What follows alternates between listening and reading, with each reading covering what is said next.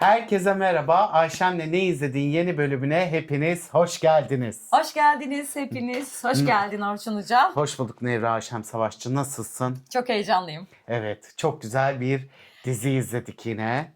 Yani kalp atışlarım kulaklarımda Orçun'un deyimiyle mideme mide oturdu. Aynen, mideme mide oturdu benim bu dizide.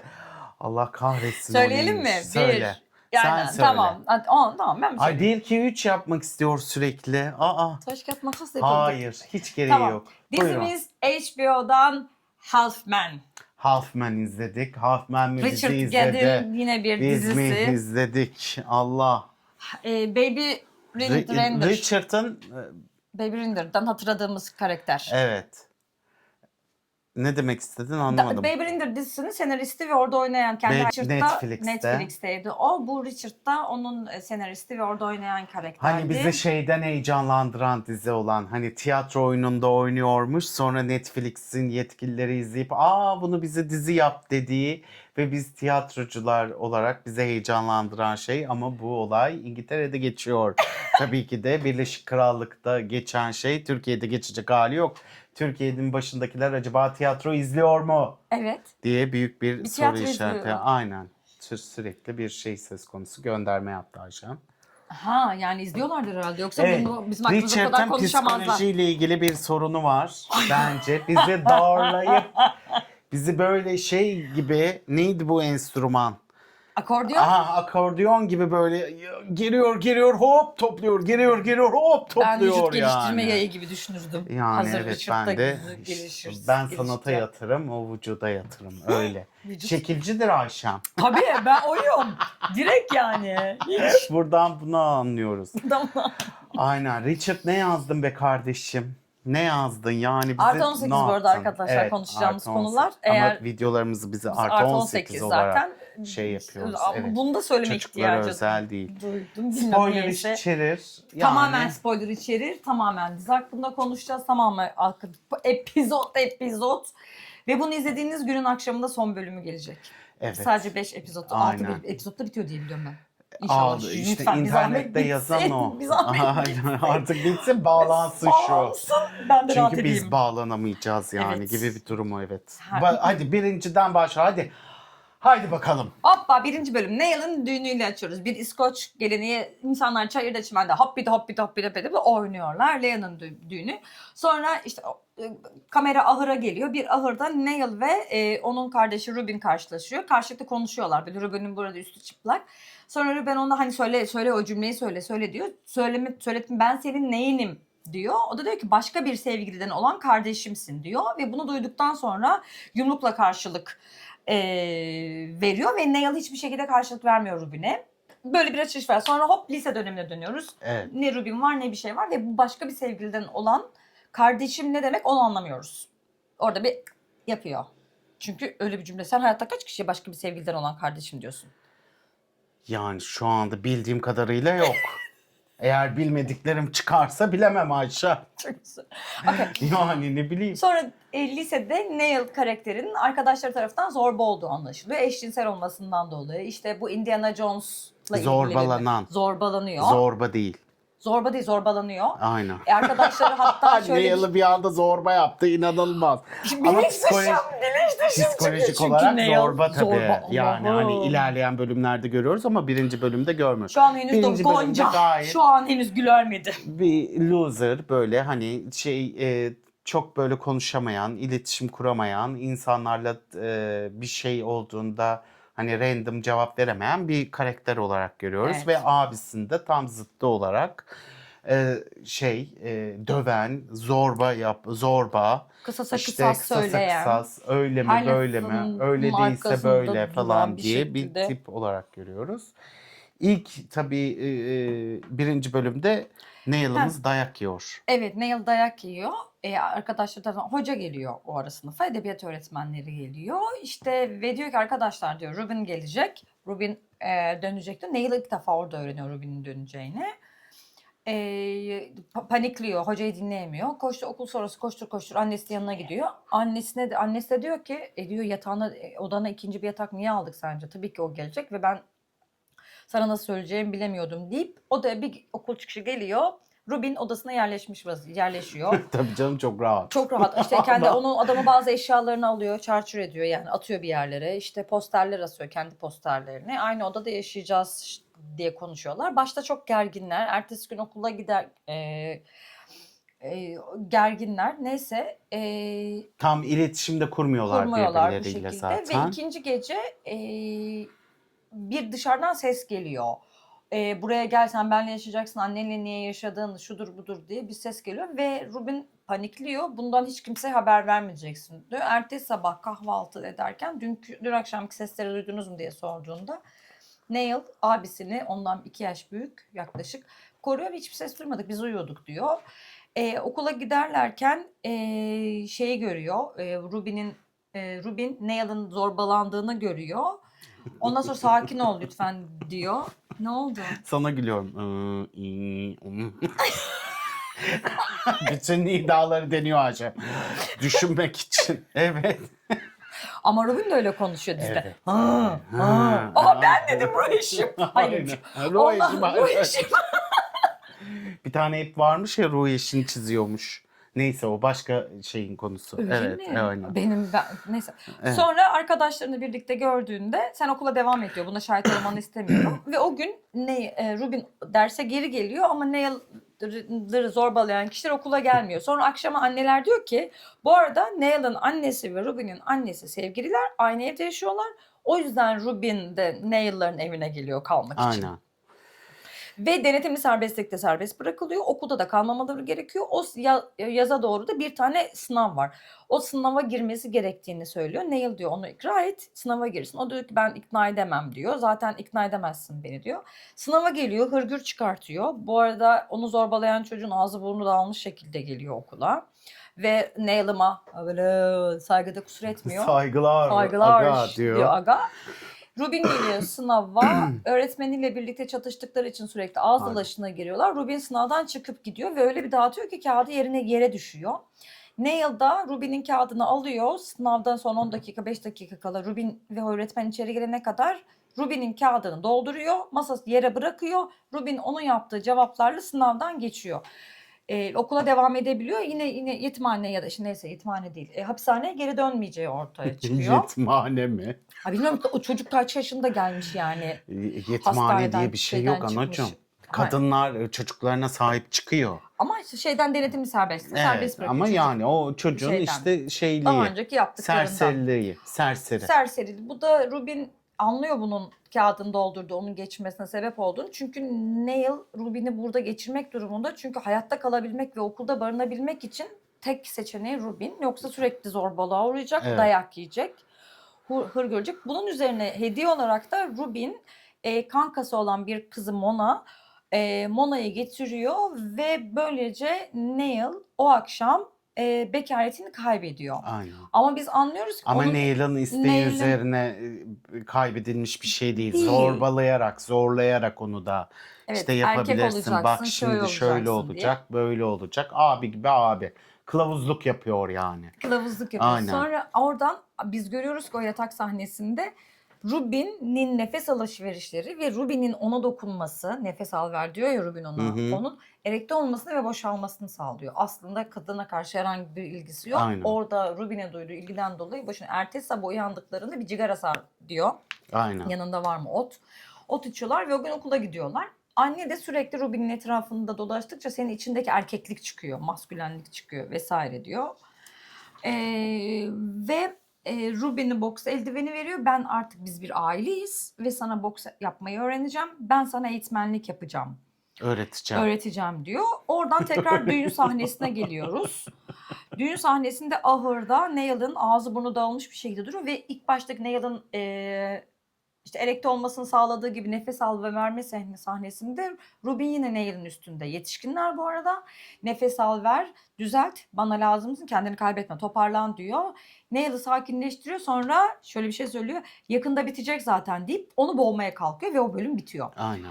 Bu arada yakında her şey düzelecek. Rubin'in cümlesi, çocukları nasıl dövdüğünü anlatırken de Neil'e, onların karşılarına çıktım yakında her şey düzelecek gibi bir tane cümlesi var. O cümleden sonra insanları panikletiyor ve onları kavga ediyor. üstünde kullanılamaz hale getiriyor. İnsanlar hayatlarına devam edemeyecek hale geliyor. Mındar ediyor, mındar. İnsanları mındar ediyor bu çocuk. Öyle. Ha böyle bitiriyor bizi. Aynen. İlk bölüm böyle bitti. İlk bölüm böyle, zaten ilk bölümü izlerken böyle yapıyorsun. Aha, kardeş geliyor. Geliyor, büyük bir dramlar geliyor, psikolojik savaşlar geliyor, Allah'ım tahribatlar geliyor, nur topu gibi travmalar geliyor da geliyor yani. Geliyor diyorsun. Hakikaten geldirttiriyor da yani. Evet, İlk bölümde geliyor. böyle bir diye izliyorsun, şeyde kalıyor. Yani kardeşim sen neler yaşadın, yani neler, hadi ilk dizinde anladık. Baby Runner'da dedik ki hani başına gelmiş, kadın takıntılıymış falan. İkincisinde ne oldu da bunu yazdın yani Bu gibi tamamen bir şey oluyor. kurgusal, kendisinin Nasıl aklına kaslanmış gelen. zarganayken sporunu yapmış, parayı buldu tabii. Gitti spor salonuna, şeyini bir tane şey tuttu, personal trainer onu PT'sini tuttu. devam Aynen etti. PT'sini Bitti tuttu. yaptılar. Kasını yaptı, göğsünü yaptı, bir baklavalı yaptı, bir şeyler yapmış. Kendine para harcamış. Sana helal olsun. Oyuncu dediğin kendine para harcar. Ama yani o kafa nasıl geldi ve yani o ikinci bölümde yine bölüm düğün sahnesiyle açılıyor. Düğünde bu sefer Rubin gelmeden önceki bir sekansla kamera görüntüler geliyor. Neil hazırlık içerisinde. Niye gülüyorsun? Ay sinema dilinde konuşamadım. Neyse. Anne geliyor hazırlanırken Neil. Annesinden Rubin'in geldiğini öğreniyor ve Neil panikliyor. O ara anne Neil'a babasının olduğunu söyledi. Bir tane bıçak veriyor. Bu arada Neil babasını 7 yaşındayken mi 8 8. yaşındayken mi ne 7, 8, 9 o aralıkta. o aralıkta kaybediyor. Ayşem'e babasını. göre o aralıkta bir yerde Hatırlamıyorum, kaybediyoruz. onu şey etmemişim. Evet, o kadar şey, Onu o kadar hatırlamıyorum. çok, zaten bizde zor, yani çok keyifli izleniyor da bir yandan da konuşacağımız için notlar alıyoruz Tabii. sürekli. O Şöyle yüzden de babasının biraz zor hikayesi de oluyor. şu, babası yazar olduğunu düşünüyor ve yazıyor. Ya bunu Rubin'le birlikte konuşuyorlar Neil. İşte benim babam yazar. Ne yazdı? İşte yazmadı aslında, bir barda çalışıyordu. Peki yazdığı şeyin konusu ne? Bardaki bir yaşam.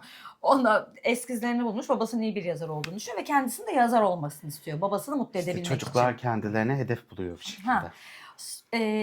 Ruben'e karşı annesi o dönem bıçağı verdikten sonra Ruben'e karşı bir şey hissetmediğini soruyor Neil'a.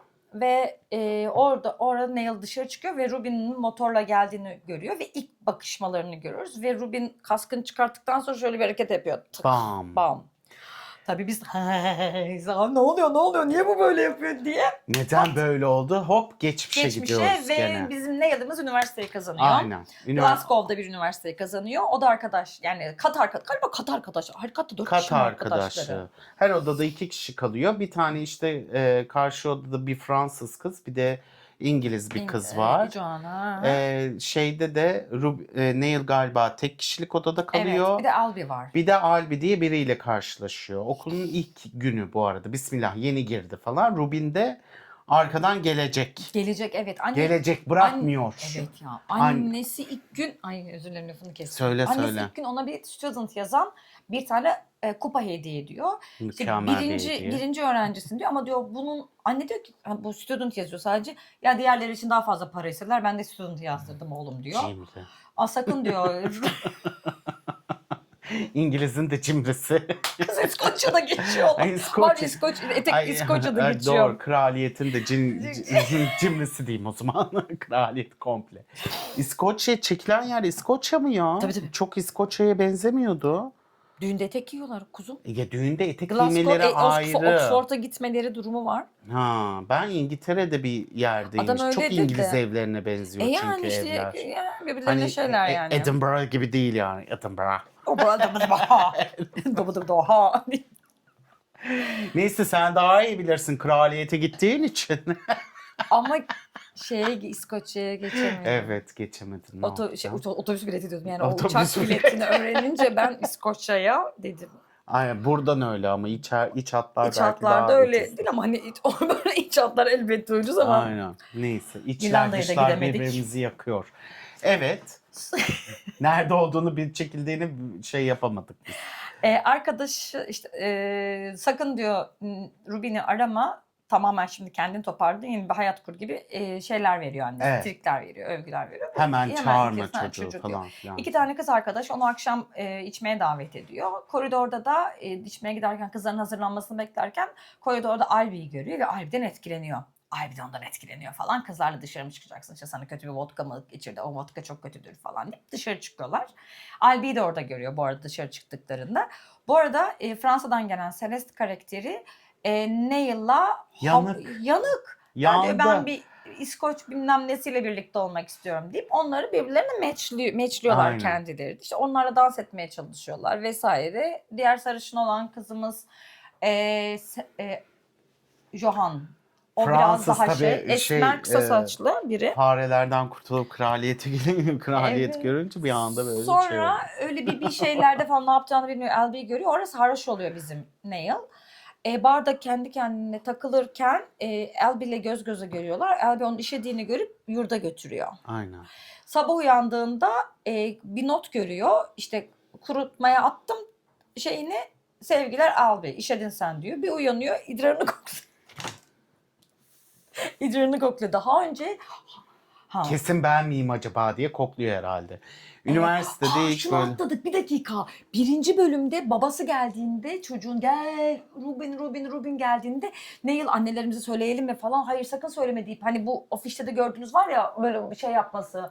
Evet. Boğaz etmesiyle alıyor, tartışıyorlar, yatağa atıyorlar, aynı yatakta sabahlıyorlar birbirleri ayrılmadan ve sabah uyandığında Neil Rubin hala uyuyor, banyoya gidiyor ve banyoda boşaldığını görüyor. Evet. Yani O kadar etkileniyor. o kadar etkileniyor. Oradan zaten biz yanık olduğunu anlıyoruz ona. Ay çok özür dilerim. Onu unuttuk. Nasıl unuttuk? Neyse, Bakmadım unuttuk. notuma, kafama Neyse. şey yapar sandım. Neyse. Yine bu Kafama sefer neler yaşadı bakın, görüyorsunuz neler yaşıyor. Neler yaşıyor yani, kendi içinde neler yaşıyor. Hiç de sizden esirgemez. Neden esirgeyesin? Öyle de içi dışı bir arkadaş. Aynen, sana helal olsun kız. Sana helal olsun. O kadar alıştım ki ben bekliyorum gördüğünüz gibi. Evet, çözecek, geldiği için de gidecek, gelecek, bir şey yapacak. Yani, sana helal olsun. Pislik değilim Ayşem, yaşadıklarımıza şey yapıyoruz. Evet. onunla Albil'le karşılaşıyor mutfakta. Pantolonunu alıyor. Sonra kızlar geldiğinde giyinmek durumunda kalıyorlar ve o gün kendi yaşadıklarından Rubin'i arıyor telefonla ve sana ihtiyacım var diyor. Ertesi gün Rubin orada motoruyla geliyor. Hemen geliyor Rubin. Yani Etmez. gık diyorsun, geliyor adam. Öyle bir durum. Tamam, sen devam et. Ben gülme tuttum. Olsun. Sen şey yap, aşk olsun. Aa, nedir aramızda, olur mu? Üçün peşin lafı. Arada geri döneriz Ayşem. Hiç sıkıntı değil. İkinci bölüm. Zaten biz karışık anlatımımızla meşhur olduk. Hayır, yazarak çalışıyoruz artık ya. Aynen. Çağrışımlardan nerelere geldik çocuklar. Bir de öyle düşünün. Ama bunu gerçekten ben izlerken Orçun sürekli mesela pislik bunu yaptı falan diye. Evet, sürekli beni taciz etti. Ay ya, neyse izlerken daha heyecanlıyım. Şimdi şu anda biraz daha dinginim. Şimdi Rubin geliyor Ya. yurda. Rubin geldikten sonra tabii serseri ve cool, yakışıklı bir çocuk olduğu için kızların hemen dikkatini çekiyor. İşte kızlar böyle serseri kim bu falan filan diye böyle görüyorlar pencereden. Sonra Neil de diyor ki benim abim diyor. Nasıl yani hani? Öyle bir abi mi falan filan. Sen bunu nerede saklıyordun canım benim falan deyip böyle şey yapıyorlar. Sonra kızlarla bir araya geliyor. Tabii Rubin böyle hakikaten tam bir serseri, tam bir şey ya. Bizim rock'n'roll çocuk yani. Böyle hani cool falan, kızlarla hemen samimi oluyor. Hızlı yaşa genç öl. Kızların dilini biliyor, işte sana böyle yaparım. Kızlar aşırı etkileniyor tabii o erk dilinden, o güçlülükten falan filan. Siz diyor bara götüreceğim diyor. Şöyle Ondan yapacağım, önce şöyle böyle bir şey de yapacağım var, diyor. hatırlarsan bunları tekrar boks eldivenlerine getiriyor. Getirdim eldivenlerini. Biz şey yapalım. Okulun avlusu ya da işte yurdun avlusunda bunlar birbirlerine şey yapıyor. Kızlar da çekirdek çitleyip izliyorlar. Evet, izliyorlar. Sonra Rubin o kadar kötü vuruyor ki Neil'a. Neil ne yapıyorsun sen ya falan diyor. O diyor ki bunun kızlar üzerindeki etkisini bilemezsin. Sen de bana vur diyor. Hayır diyor, ben sana vuramam. Ay incitemem seni. Şöyle de böyle ama ne bunu böyle mıhına yumuşak karnını buluyor. Ne diyorsun sen ya deyip indiriyor. Aa eyvahlar falan olsun. Bir sonraki sekans kızların elinde. Bu Aynen. Joanne Ruby'nin İkisi- üzerinde. Doğru. Bizim Fransız da şeyin üzerinde böyle birlikte yapıyorlar. Sonra Fransız işte sarışın bizim Joanne'la şey beğendiğinde Fransız ben böyle tiplerle çok uğraşamam diye. Hoş geldin sana toksik ilişkin deyip Joanne'ya nasihatte bulunuyor. Ben Nail'la iyiyim deyip sonra işte Aynen. kızları davet ettiği şey o. Sonra kızları işte şöyle kucağında tabii sarışın kız işte şöyle yapacağım böyle yapacağım sana neler yapacağım falan filan kız hi falan filan modunda. Fransız da böyle Allah'ım gözünü devire devire duruyor. Çok Hani ben bununla İçtim, nasıl içtim. uğraşırım falan filan diye. Sonra neyse bunlar bara gidiyorlar. Sonra bara gitmeden önce tabii ki de bizim toksik erkeğimiz bir ufak tefek bir şeyler veriyor onlara. Ha, şişe çevirme de Ondan var sonra ya. şişe çevirme de var doğru. Şişe çevirmeden önce mi veriyordu? Şişe çevirmece bir çevirmeden gün sonra değil miydi ya? Avludan sonra gel diyor şişe çevirmece oynayacağız diyor. Şişe çevirmece oynuyorlar Şişe öpüşmek çevirmeci- üzerine. Evet öpüşmeli. Rambuca. Şişe çevirir. Çeviren kişi ben çevirdim şişemi. İşte ne bileyim direğe geldi. Ucu ben direkle öpüşeceğim. Öyle de değildi sanki. Değil, öyle değil tabii de insan yani. Öyle isim vermeyeceğim. Bizim Albiye mi ama denk geldi var diye. şeyimiz de geliyor. Tabii. Çocuğumuz da Ha, geliyor. sonra Albi geliyor. Sonra bizim Ruby'nimiz şişeyi çeviriyor. Bizim Celeste'imizi Fransız bacımla öpüşüyor. Ama Can böyle yeter oyun. Onunla öpüşmesi sonra tekrar kardeşine veriyor. Nail çeviriyor. Nail yine böyle bu sefer Fransız kızla öpüşüyor ama o kadar şey değil. Fransız aklı kaldı diğer öpüşmede. Sonra Albi Tabii. geliyor. Alıyor Albi'ye şişeyi atıyor. Albi'yi zorla oyuna koyuyorlar. Nail tekrar Albi şişe çeviriyor. Nail gözüküyor. Albi ile Nail. Öpüşüyor İlk orada. öpüşmeyi burada gerçekleştiriyorlar. Eros gene okuna atıyor orada. Böyle bir çşş diye böyle biz de Sonra hepimiz kulübe şey gidip oluyoruz. bir şeyler içiyorlar. Sonra Öncesinde. kulübe gidiyoruz. Bu arada Elbi oyuna girerken bütün kızlar çok şaşırıyor. Elbi sen falan filan. Hani oyun mu falan diye böyle bir şey oluyorlar. Sonra neyse bunlar şeye gidiyorlar kulübe. Kulübe gitmeden önce bizim serserimiz kızlara bir şeyler içiriyor. Sonra bu da içiyor. İşte biz nasıl gireceğiz? Ben size her türlü sokacağım. Siz rahat olun falan filan deyip çocuk bir anda uzuyor. Evet siz Oradan. öğrencisiniz. Ben öğrenci değilim ama ben bir şekilde gireceğim zaten diyor. Bu Siz arada rahat olun oradaki diyor. işte yasaklı madde içiyor. Sadece o Fransız kadın ben bunu başka türlü çekemem yasaklı maddesiz çekemem diye bir tek ikisi kullanıyor. Bunlar içeride eğlenirken bizimki Indiana Jones'umuz şeyden iniyor. Borulara Işıkların orada. çatıdan girmiş. Çatıdan girmiş oradan düşüyor yere. Düşüyor herkes şşt diye bir şey oldu zannediyor. Aa diye bağırıyor işte. Fix Amerika partisi aslında. Amerikanlarda da öyle oluyor ya. Düşüyor yere herkes dönüyor falan diye devam ediyorlar. Aynen o şekilde devam ediyor falan. Sonra ama Elbi bizim de orada. Nail'imizin aklı Elbi'de. Elbi'yi görüyor kitleniyor. Allah diyor biz nasıl öpüştük diyor. Dudaklar nasıl kavuştu diyor. Allah'ım diyor aklımı karıştırdı bu çocuk diyor. Niye böyle oldu diyor. Bilmem ne diyor. Sonra o gece Kız Celeste Nail'la öpüşmeye başlıyor. Hadi gel çıkalım buradan. Abim ve diğeri takılıyor diyor. Dışarı çıkıyorlar. Celeste üzerindeki ceketimi unuttum deyip içeri girince Nail orada Albi'yi görüyor. Aynen. Albi, Celeste neymiş deyip Albi ile birlikte dıngıra dıngıra yurda doğru dıngıra yürüyorlar. dıngıra yürüyorlar. Ve Aynen. E.T. bir film entel muhabbeti yapıyorlar. E.T. Bu arada Elvis sürekli Nail'a sen de sanatçı, oyuncu musun? Sanatçı hamuru var, Aha. gözlerinde öyle bir ışık var diye gidiyor. Edebiyat Öyle okuduğunu de öğreniyor. şey yapıyor. Birbirlerine şey böyle cilveler milveler sonra şey çıkartıyor. Marihuana çıkartıyor. Marihuana ikram ediyorlar o girmeden önce. Kızlara öyle yolluyor falan filan. Sonra da çocuk kayboluyor ortadan gidiyor. Kim? Nail. Nail'de kızlar orada gidiyor. Aynen. Gidiyor.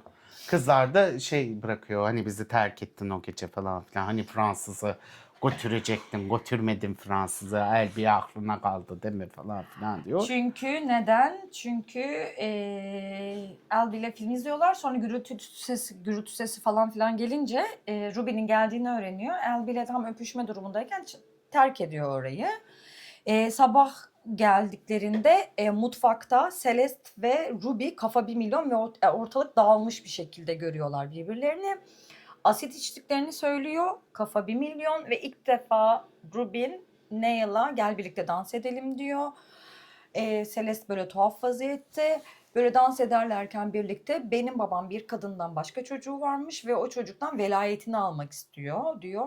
Tamam alsın, hayır almasını istemiyorum diyor. Sonra Elby içeri giriyor. Ya pardon, kız içeri giriyor. Fransız. Fransız zaten orada asit Ha. içmiş. O akşam onunla Ha, birlikte sarışın olmuş. geliyor. Sarışın suratına tükürmüş bu. 60 diskodan ya gittikleri kulüpten. Sarışın geliyor. Sen diyor buradan gitmezsen polisi çağıracağım diyor. Polisi duyunca Joan sırra kadem basıyor. Sonra Elby geliyor. Neil ile birlikte etrafı topladıklarında o student yazan bardağı görüyor ve o zaman ağlamaya başlıyor. Neil ona sarılıyor. Gel sarılmam. Hı hı. Pardon. Neil ile Elby birbirlerine sarılıyorlar. Ondan sonra tekrar Ruben içeri geliyor ve burada tartışmalar büyüyor. Sen de tekrar geliyor Ruben birkaç gün sonra tartışmalar oluyor. Sen diyor burs aldın, gittin, beni o bok çukurunda bıraktın diyor Ruben. Aynen. Sen beni oradan çıktın, ben orada kaldım diyor. İkisi de birbirine toksik bir şekilde bağlılar bu arada yani. Hani biri okuyor, biri okumuyor ama okuduğu yere onu da götürüyor, yurtta kalıyor bilmem ne falan. Böyle lisede de öyleydi işte, bitirme sınavına girdin, giremedin bilmem ne falan gibi. Hep böyle bir şey, birbirlerine böyle bir suçluyorlar ama birbirlerinden de kopamıyorlar. Birbirlerini dövüyorlar. Nefret, sevgi ilişkisi burada yatıyor. Sonra Elby bir şekilde onlar etrafları toplarken ve birbirlerine sarıldıklarında Ruby'nin geldiğinde Ruby'ne açıklaman gerekiyor diyor. Yani sen nasıl açıkladın? İşte açıkladım, işte ben biri benim üzerimden bir şey yaptı. Ben de çocuklar beni öpüyorlardı, ediyorlardı. Bana zorbalık gösteriyorlardı. Sonra ben de evet demiş, eşcinselim, kim gelip beni öpmek istiyorsa o da benden hoşlanıyordur dedikten sonra gitti. Ama bunu başkası söyledi ve ben ondan sonra bunu sahiplendim diyor. Sen de bence yapabilirsin diyor. Tam o Ruby ne söyleyecek, söylemeyecek vesaire derken içeri giriyorlar mutfağa. Bu arada yurdun mutfağında oluyor bu olaylar.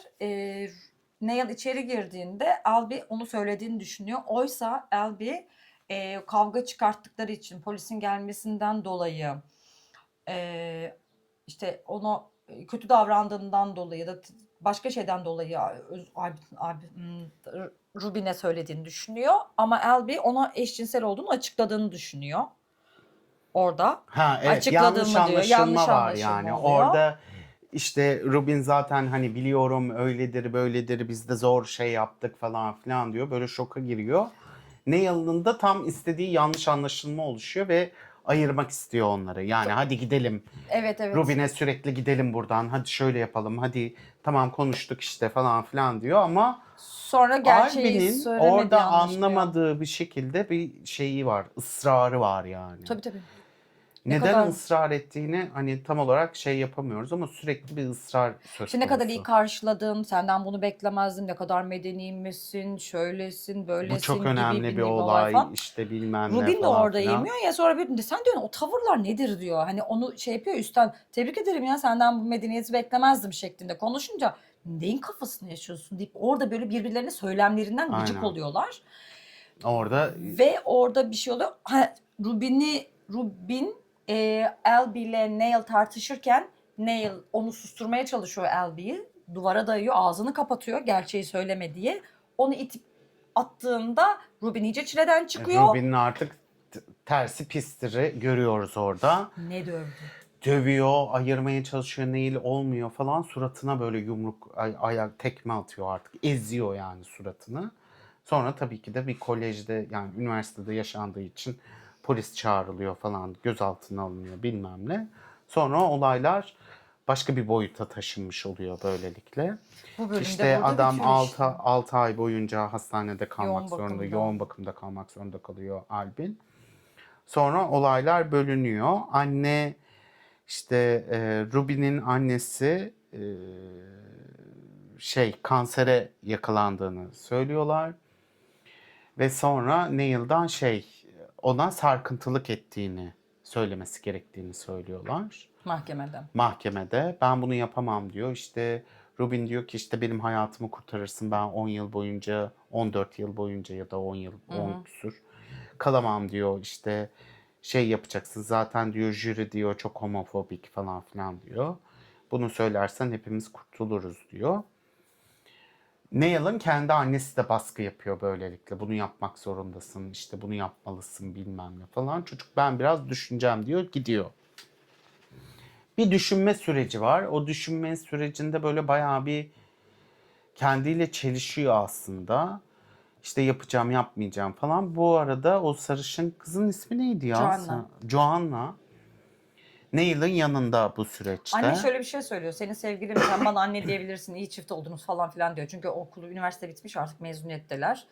Oxford'dan yüksek lisans için istiyor. Oxford'a gidip yaratıcı yazarlıktan öyle bir şeyler istiyor Neil. Anne de şöyle bir şey söylüyor orada yani. Sen neyin kafasını düşüyorsun, ne yaratıcı yazarlık? İşte babamın izinden gideceğim falan diyor ya. Anne de diyor ki annesi onun izinden gittiğini yok, sadece sen onu kıskandırıyorsun diyor babanı. Yani işte böyle bir Çok ilginç cümleler geçiyor arada. enteresan bir Annenin diyalog ilginç bir aile şey var ilişkileri. yani. Gitmesini istemiyor Sonra anne. bunlar bir anda işte mezuniyet töreninde kıza böyle anlamsız şeyler söylüyor kadın. Hı hı. İşte ve Neil uyarmasına rağmen dizideki herkes gidik. Yani bir tane aklı selim biri yok. Joan'la ben de. Aynen. Sonra şey tamam söyleyeceğim diye Rubin'i arıyor Hı hı. çocuk. Tamam diyor. İşte Rubin de diyor ki biz zaten bir anda şüphelendik. Nasıl söylemeyecek bilmem ne. Böyle bir saçma bir şey mi olur? Sakladığı bir şey mi var? Kesin bir şey oldu falan filan diye böyle gene onu biz zorbalıyor. Onun çocuklara baktığı yere Aynen. gidiyor. Bak diyor nasıl değişti, bir şeyler Aynen. çalbalıyor Ne güzel vesaire diyor. şeyler oldu. Bir vitrin çiziyor yani aslında. Sonra bunlar kızı yemeğe davet ediyorlar. Kadın orada çok rahatsız edici yani Ruby'nin annesi. İşte kız diyor ki kız bir şeyden bahsediyor. Sen ne demek istiyorsun? İşte bize mi laf sokuyorsun? İşte biz aslında böyle değiliz, şöyle değiliz, bilmem ne falan filan deyip. Şeyden dolayı Ruby'nin bana yaptıklarından sonra beni ne kadar sıcak karşıladınız diyor anneye. Evet. Anne diyor ki ne alaka ya diyor. Diyor Ruby'nin bana yaptıklarını bilmiyor musunuz diyor. Suratıma tükürüp bana diyor fahişe dedi diyor. Ama Rubin hasta. Nasıl ya diyor. Hasta mı diyor. Yani nasıl bir hastalık olabilir? Hasta olan yani bu öfkeli var. Yani o bilinçli yaptı. O kadar adamı bu hal, Albi'yi bu hale getirdi diyor. Hani ama diyor Albi diyor ona tacizde bulundu diyor. Hayır olmaz öyle bir şey falan. Kız diyor Şoka ki giriyor hayır yok herkes. böyle bir şey. Nasıl yok diyor. Albi'yi tanıyorum öyle biri değil diyor. Velev ki diyor böyle bir şey olsun diyor. Adamı öldüresiye dövecek kadar olmaz. Bana bunu yapma dersin. Ben Biter senden hoş. mevzu. Biter mevzu diyor. O ara Neil'in böyle bir şekilde şey vereceğini, yalan beyan vereceğini söyleniyor ve o kız kaçıp çıkıp gidiyor oradan. Evden. Ve sen bunu yapmamalısın diyor. Doğruyu söylemelisin. Öyle bir şey yok diyor. Aynen. Sonra Neil'a diyor ki yüzünü gördüm. Ha, birkaç gün geçiyor. Neil'i ziyaret ettim diyor. Neil bana her şeyi aranızdaki anlattı diyor. Sakın diyor yalan beyan verme diyor. Böyle bir şey yokmuş diyor. Sen neyi gizlediğini Albi ile biliyorum diyor. konuştum. Elby ile Ne konuştum konuştum diyor diyor. Neil'le. Neil böyle bir tutuşuyor. Allah diyor öğrendiler falan filan diyor. O, Mahkeme günü. o ara öğreniyor. Oxford'da gidiyor bu arada. Oxford'da gidiyor, Ha, mülakata kazandığını, gidiyor. aynen. Kız onun evine gelip ben senin yanındayım vesaire bir şey işte de şey yaptığında hatta Albi ile aranızda olanları da öğrendim diyor Neil. Benim için sıkıntı değil. Sen benim yine dostumsun Tabii canım. diyor. Çünkü kız ondan çok hoşlanıyor. Albi ile aralarındaki bir birbirlerindeki hoşlanma ya da işte eşcinsel olduğunu anlamı benim için çok sıkıntı yok ya diyor. Ama diyor doğruyu söyle. Doğruyu söylemelisin. Bunu borçlusun gibi bir yerden Sonra söylüyor. işte Ruby ile karşılaşıyorlar ve Ruby diyor ki gel diyor prova yapalım diyor. Şöyle prova yapalım diyor. O Ruby'yi almaya geldiğinde kız diyor ki böyle bir şey söyleyemezsin diyor. Bunu yaptı mı diyor gerçekten. Albi Ruby'yi taciz etti mi diyor. Neil error verince Ruby okey bunu çalışmamız lazım deyip çocuklar için yapacakları bir oryantilik ormana giderlerken kenara çekiyor ve çalışmaları gerektiğini Evet. söylüyor. Onu yapıyor. Tamam Çalıştırıyor zorla. çalıştırıyor zorla.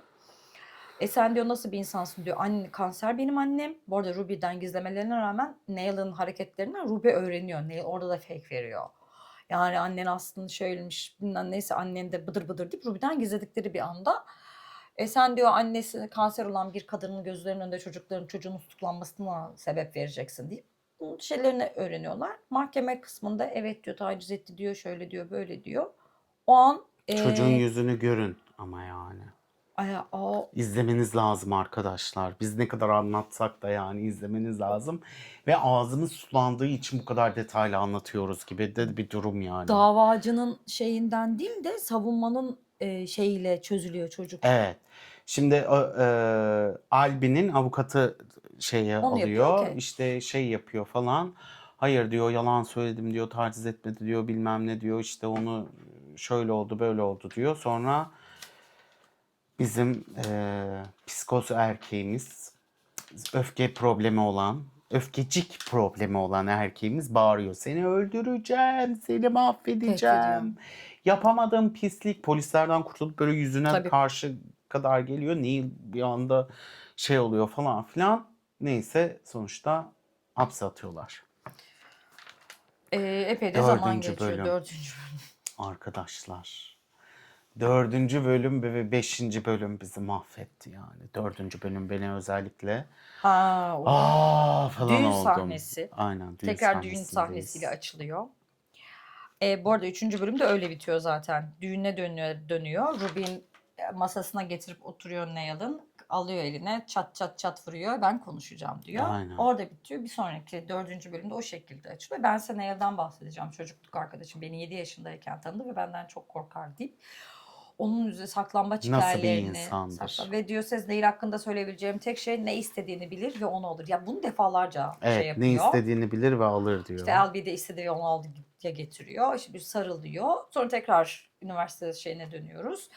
Yayıncı ya roman taslağını götürüyor Neil. Yayıncı da sen kendi hayatındakini yaz. Bu bir roman çok basit bir şey olmaz diye geri veriyor. Ne yapacağını bilemiyor. Yaratıcılıkla ilgili Buhranlara giriyor falan girerken filan. onu lisede zorbalayan Gus'ı görüyor. Gus da açık alanda bir parkta bir arabanın şeyinde İlişkiye giriyor. girdiklerini Bir görüyor. adamla. Sonra Gus onu çağırıyor. Gel diyor seninle bira içelim. Ruby'nin çıktığını Gus'tan öğreniyor. Gus'u Evet. bulmuş. Gus'tan özür dilemiş. Ya bu esnada şöyle bir anekdot var. Hani ilk başta Neil'in ne kadar berbat bir hayat yaşadığını, kariyerini oturtturamadığını, kütüphaneye sürekli borçlandığını, işte evinin bir odada yaşadığını odalı bir falan evde, filan, değil mi? hani bunların kirasını ödeyemediğini, annesinden sürekli yardım istediğini falan gibi böyle bir şey var. Bu ilişkilerini, public ilişkilerini yani ilişkilerini kütüphanenin tuvaletinde de sürdürüyor. Ya, Kütüphane de öyle bir hale geliyor, park haline geliyor falan. Öyle bir esnada işte bu lisede zorbalandığı arkadaşıyla bira içerken istemeye Ruby'nin şeyden çıktığını ve herkesten özür dilediğini, işte şey yaptığını falan filan öğreniyor. Şoka giriyor ve kartını vermiş. Kartını ona veriyor falan. Nasıl yani, kariyeri mi var, iş mi kurdu, nasıl olabilir bu falan. Neil böyle yani inanılmaz bir öfke yığını, işte Instagram'a bakıyor, Facebook'a bakıyor, internette searchliyor, böyle bir şirket var mı, yalan mı, doğru mu Evet. falan. Her şeyi emin oluyor. En sonunda gece dayanamıyor, arabasına biniyor, evine doğru gidiyor. Evet. Evinin adresini şey yapıp evinde bekliyor, görüyor Ruby'ni bir kız arkadaşıyla güzel bir arabayla indiklerini ve evlerine girdiklerini, çok mutlu haldeler. İyicene kuduruyor, geri dönüyor. Sonra ertesi gün tekrardan gidiyor. Tekrardan böyle şey oluyor falan, iyice kudurtuyor kendine. Sonra kütüphaneci bunu tehdit ediyor. Kütüphaneci tuvalete kamera yerleştirmiş ve Neil'in seks görüntüleri var. Çeşitli adamlarla sevişirken ve diyor senin burada kitapları da çalıp sattığını biliyorum. O yüzden diyor bana 2000 pound borçlusun diyor. Yoksa diyor bunları internete yüklerim. Kütüphaneyi ne hale getirdim falan filan diyor. İşte Neil da böyle buhrana gidiyor. İşte ilk önce kız arkadaşına, o üniversiteden beri arkadaşlık yaptığı kıza gidiyor. İşte kıza söylüyor. Kız artık 3 tane çocuk doğurmuş. İşte kariyerini almış falan filan. Diyor ki ben 3 çocuğa zor yetiyorum. Sana artık yetemem. Beni artık rahatsız etme. Ben sana 2000 pound veremem diyor. Sonra annesine gidiyor. Annesi de diyor ki saçmalama diyor, hani nereden bulacağım o kadar parayı falan filan. İşte zaten bu zamana kadar Rubin sana yardım ediyordu diyor. Nasıl yani diyor. Senin terapi paranı, kiranı, işte bilmem ne özel şeylerini, her şeyi, arabanı falan, her şeyi Doğum Rubin günü ödedi. hediyelerini. Doğum günü hediyesi, yılbaşı hediyesi, aklınıza ne geliyorsa. Rubin her bir boku ödemiş falan. Sen işte beni nereye düşürdün, nasıl bir şey düşürdün, nasıl istersin bunu falan filan diye annesiyle kavga ediyor. Annesi de diyor ki masrafı mı bitiyor ulan? Masrafı mı bitiyor? Her bir boku istiyorsun diyor. Her bir boka sahip olmak istiyorsun. Her bir kapımı çalıyorsun diyor. Bıktım artık diyor. Ben sana yetemiyorum diyor. Nasıl yeteyim diyor. Şuncacık maaşla diyor. O da diyor ki Allah kahretsin falan filan diyor. İşte bir hışımla ergenimiz Kırklık. Çıkıyor oradan. Abi erkeklerin ergenliği bitmediğini dizide gösteriyor. Ay, Nail'ın Net hiç bir bitmiyor. şekilde. Gidiyor Ruby'nin evine. Bekliyor, pususunu kuruyor. Bu sefer bir Mercedes de geliyor kendisi. Evine giriyor gene işte karısıyla evlenmiş falan filan sevişerek falan filan. Diyor ki o benden nasıl iyi olabilir Allah kahretsin diyor. Ben okudum ettim diyor. Bu diyor hapislerde çürüdü sonra çıktı böyle bir kariyere mi sahip oldu. Maaşına da bakıyor internetten önce 100.000 pound kazanıyor falan diyor. Böyle Allah'ım falan filan. Sonra gidiyor gizlice evin oraya garajdan çat diye Mercedes'in o ucunda şey vardır ya onu koparıyor Amca. böyle. Sonra alarm çalıyor panik oluyor kaçıyor bu. Sonra hop Rubin de kovalamaya gidiyor. başlıyor. Bir tane şey buluyor. Bir tane köpek kulübesi görüyor onun içine saklanıyor. Rubin de oraya atlıyor tam böyle kulübeyi zorluyor. Evin sahibi çıkıyor diyor ki "Ay, ay, ay," diyor ne oldu diyor. O da diyor ki topum kaçtı. Gecenin bir Türkiye'de yarısı topu arıyor. topum kaçtı demek ne demektir bilirsiniz arkadaşlar. Oradan bir çağrışım yapın. Ondan sonra diyor ki diyor komşum diyor ben seni bilmez miyim? Üstün çıplak olunca tanıyamadım aklım gitti diyor kadın. İnanılmaz. Ondan sonra gel diyor önden çıkartayım evin içine de sokuyor arada. Hani evin içine de bir hani önden ben seni çıkartayım diyor çıkartıyor. Sonra gecenin ilerleyen saatlerinde bizim akıllı Neil'ımız ortalık sakinleşti deyip çıkıp arabasına biniyor. Arabasını bir çalıştırıyor. Rubin bahçede çıt çıt göz göze geliyorlar. Öyle bir bakışıyorlar ki bizim egosuna yenik düşen ergenimiz trafik kazasına giriyor. geçiriyor. Ve hastane Trafik sahnesi. kazasını geçiriyor ve hastane sahnesinde gözlerimizi açıyoruz. En gergin sahne. Rubin başında böyle bekliyor. Azrail gibi dikilmiş orada yani. Diyor ki ulan diyor senin diyor. Bak diyor neler yapacağım. Tabii bizim Neil'ımız altını işemeye, içine doğru sıçmaya başlıyor böyle. Tersine sıçıyor yani Neil. Onu görüyoruz net bir şekilde. İşte sen beni kıskandın, ben seni kıskandım, şöyle yaptım. Hesaplaşmalar. Sen bu millete anlat, üniversitelere girdim, şöyle yaptım, yüksek lisans. Günah Ama diyor para çıkartıyor. bende, huzur bende. Para. Ulan diyor sen beni diyor 14 yıl 14 20 yıl, 7 ay, 23 gün. 23 gün yatırdın diyor beni. Bak onu mu sayıyordun diyor o da. Ben de diyor bağırsak ameliyatı oldum. İşte bilmem ne oldum. Ben Psikolojik sorunlarım ben olmuş. parklara düştüm. Ben şöyle oldum. Benden intikam mı almaya çalışıyorsun? Senden diyor ne intikam alacağım? Anan geldi diyor. Her seferinde para dilendi diyor. Ben orada intikamımı, egomu tatmin ettim diyor. Vay diyor şerefsiz falan filan. Şimdi neye ihtiyacım var? Şimdi neye ihtiyacım var? Öt bakalım diyor. Seni kim tehdit ediyor diyor. Bak abi yüreği bir kırılıyor orada. Ondan sonra tabii bu arada odanın içinde duvardan duvara vuruyorlar yani. Hastaydı hani. maşallah ha. Kimse de kapıyı tıklayıp gelmiyor. Hastanede bir şey gelmiyor yani. Bir kat Allah'ın hemşiresi kulu. gelmiyor Aynen. arkadaş. Avrupa neden bizden doktor alıyor? Hemşire alıyor. Yok çünkü. Oradan bunu anlıyoruz yani. Hastanede incin top oynuyor. Ondan sonra bizde olsa zırt diye 50 kişi girer yani. Sonra O ondan özür diliyor, o ondan özür diliyor. ondan özür diliyor. Özürler havada uçuşuyor falan. Barışıyorlar, sarılıyorlar. Bunlar artık diyor ayrılamayız biz. Ondan sonra Düğün sahnesine geliyoruz. düğün sahnesine Kısa geliyoruz. bir düğün mekanı, bahçesi. Polisler çağrılıyor. Polis işte kapıyı kırıp işte kapıyı kırıyorlar. Çünkü hiç kimse Ahırın giremiyor ahırın kapısını kapısına. kırıyorlar. Balyozla falan kırıyorlar. Sonra içeriden bir tane çıkıyor. Beyaz kefene sarılmış. Beyazmış kız onlarda demek ki ceset torbası. Ya da öyle bir şey bilmiyorum. Yani beyaz bir Bizde de şey öyle. vardı. Beyaz örtü örtüyorlar ana. Beyaz örtü mü örtüyorlar? Aynen. Çıkartıyor. Anne de Bizde de koştura öyle. koştura gidiyor. Beyaz örtülüyor. Siyah değil mi? Ha, Hayır. tamam. Ceset torbası ceset torbası. Ha. Torbada değil ki adam. Ha. Böyle tam çektiklerinde Tam teşekküllü ambulans değilmiş. Torbası yokmuş onun. Ruby'nin cesetini görüyoruz ve 4. bölüm bitiyor. Ruby'nin cesedi abi böyle oluyorsun. Allah'ım Allah kahretsin falan oluyorsun. 5. bölüm zaten hepimizi dıkşın. Herkesi dıkşınlıyor, herkesi mahvediyor 5. bölüm. Evet 6. bölümü izleyemedik sabırsızlıkla bekliyoruz. Ama bunu da konuşmamız lazımdı. Düğün sahnesiyle açılıyor 5. bölüm. Orada işte sen niye buraya geldin diyor. Burada olmaz diyor ilk geldiği anlar. tenhada bir yerde konuşmalıyız. İyi o zaman gel diyor, seni ahıra götüreyim diyor. Neil Rubin'i ahıra götürüyor.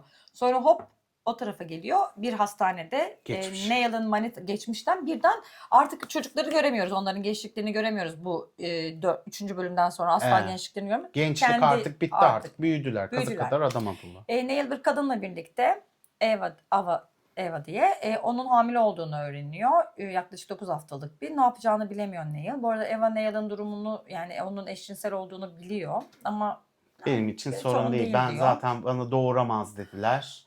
Tıp bana Evet. 40'ından sonra yapamaz dediler. Biz de 6 ayda bir sevişiriz. Onda da sen vurdun golü dediler. Kız diyor ki ben bunu istiyorum diyor. O akşam arkadaş abisinin yemeğe gidiyor. Abisiyle gerçekten bir çift buluşması gerçekleşiyorlar. Yemek yiyip ediyorlar. Yemek dönüşünde o abisi onu şeye doğru yönetirken sen diyor benim sana verdiğim diyor 30 bin diyor sterlin diyor bana ver diyor borcu diyor.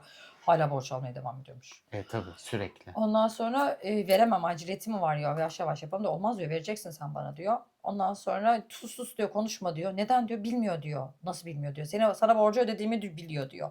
Nereden biliyor diyor. Onun babasından aldık biz de. Evya'nın babasından aldık. Sen diyor babasından 30 bin lira borç aldık da diyor. Benim yapıyor? borcumu kapattığını mı söyledin karına diyor. Evet diyor. Ne yaptın 30 binle diyor. Ben diyor bir tane rehabilitasyon bir oluşuma girdim diyor. Ne yaptın orada diyor. Kendimi geliştirmem lazım diyor. İşte hetero olmaya çalışmış. Oradaki şeyde de ne verdiler ne içirdiler oldu mu diyor. Yani diyor.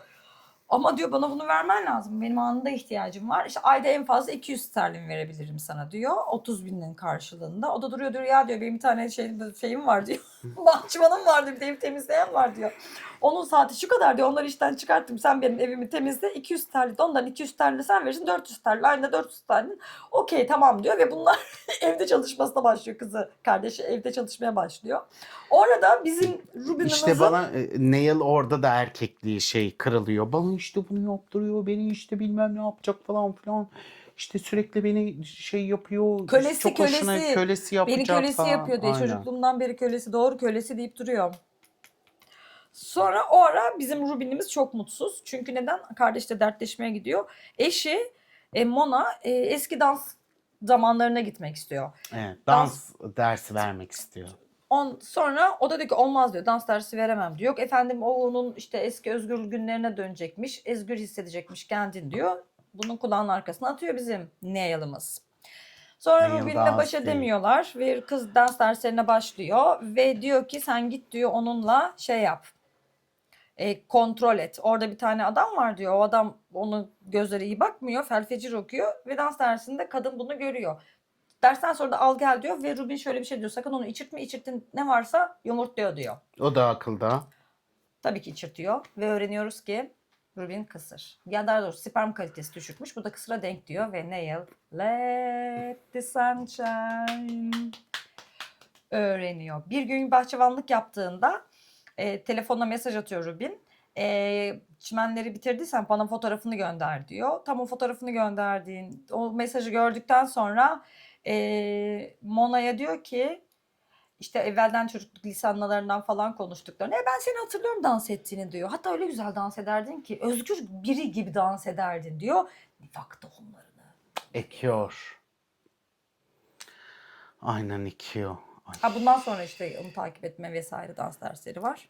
Sonra dans dersine de gidiyor. Bir tane adamla sarıldığını görüyor. Bilerek söylüyor Ondan Rubin'e. sonra bilerek söylüyor onu. Rubin Allah kahretsin bilmem ne. Sonra bunlar bir eve gidiyor. Dağıtıyor. Bu da peşinden gidiyor. Sonra işte kadını teselli edecekken kadınla sevişiyorlar. Aynen.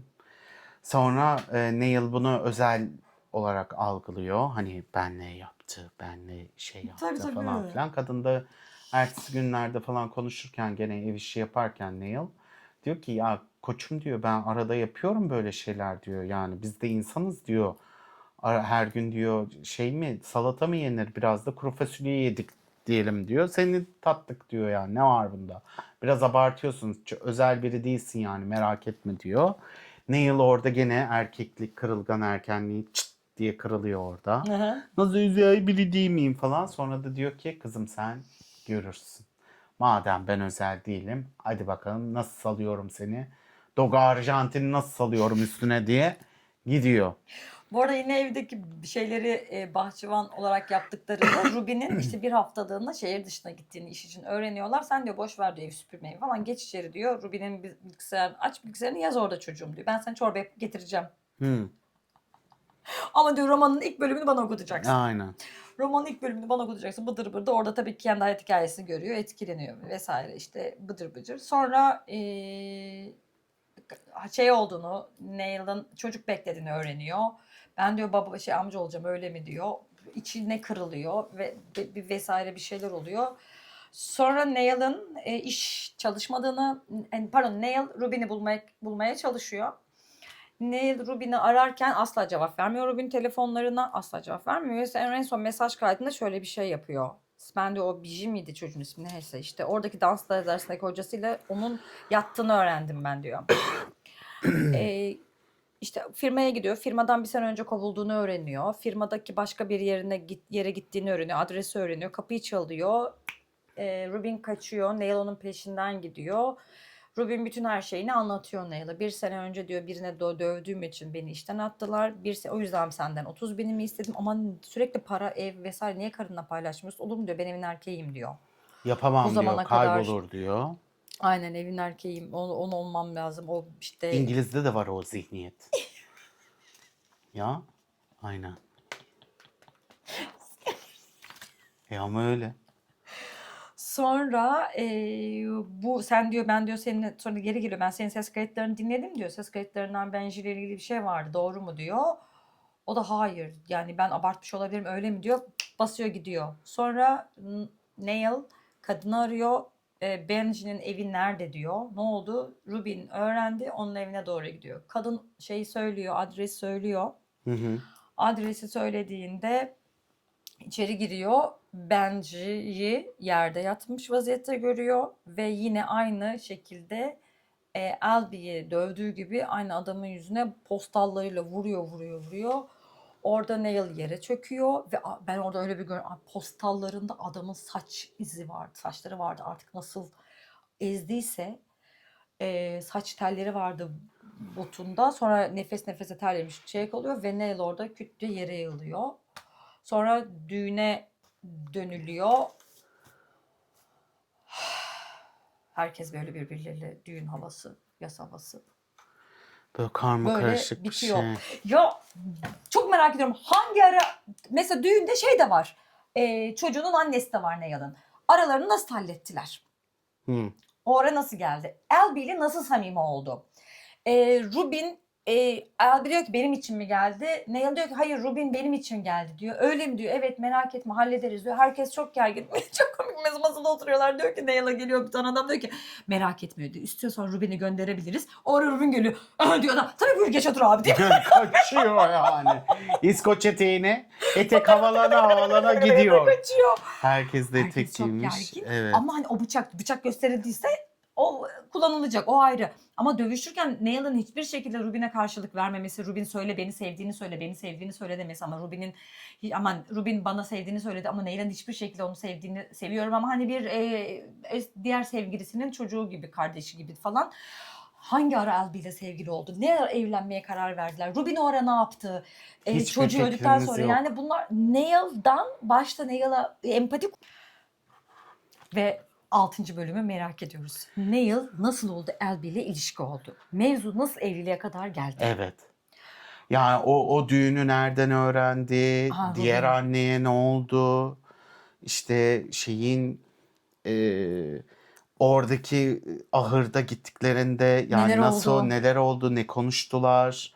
Tam olarak nasıl bir ilişkilenme oldu da Rubin o şekilde çıkıyor oradan. Hayal mi gerçek mi onu da Yani bilmiyorum. evet hayal mi gerçek mi onu da bilmiyoruz. Böyle yani çok 5. bölüm çok böyle muallakta bırakıyor seni. Çünkü anne düğün kıyafetiyle değil oradaki hastane arabasına yatak, yürüyen yatak neyse onun adı. Anne ona Yürüyen koşarken uçan alı varsa yürüyen yatak da vardır. Anne çünkü normal pijamalarıyla koşuyor. Pijama mı? Evet Kot değil miydi ya? düğün kıyafetiyle değil koşarken. Önünde bir hırka var. Gidip koştuğunda üstündeki örtüyü kaldırdığında düğün kıyafeti yok kadının üzerinde. Sarışın mı kaldırıyordu? Yo, sarışını Anne hiç kaldırıyor. görmüyor. Evet. Anne kaldırıyor. Sarışın da düğüne geliyor, o Ha. ayrı. Ama anne kaldırıyor. Polislerin arasından itiyor. Geliyor kim bu deyip. Sonra çığlıklar atılıyor zaten. Ruby'nin suratını görüyoruz. Evet ama nasıl o raddeye gelindi? 6. bölümde her şey çözülecek. Yani arkadaşlar 6. bölümü biz bu videoyu yayınladığımız zaman yayınlanacak. O yüzden yorumlarda buluşalım. Biz de yorum yazarız. Yazacağım, ben Aynen, ben de yazarım. yazarım. Oy. Orada buluşup 6. bölümü tartışalım diyoruz. Teşekkür ederiz bizi izlediğiniz için. Görüşmek üzere. Haftaya görüşürüz.